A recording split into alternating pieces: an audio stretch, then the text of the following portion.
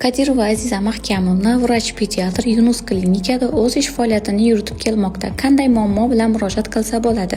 Sizni bolangizda qabziyat bezovta qilsa, vitamin yetishmovchiligi, tanqisligi bo'lsa, anemiya holatlari kuzatilsa, tanlangan ovqat yesa yoki ovqat yeyishdan tortinsa, ovqat yemay faqat shirinliklarga o'ch bo'lsa, chaqaloqingizda har xil muammolar yuzaga kelsa, ABKM, laktoza yetishmovchiligi, chilla, allergiya va ona suti kamayib ketsa, sutni ko'paytirishni samarali usullari, to'g'ri emizish texnikalari, onaga foydali tavsiyalar barchasi o'rgatiladi. Farzandingizga birinchi qo'shimcha ovqatni qanday berishni bilmayapsizmi? Prekormni qachon boshlash, nimalardan boshlash kerakligi, bolaning yoshiga mos ovqatlanish tartibi tushuntirib beriladi.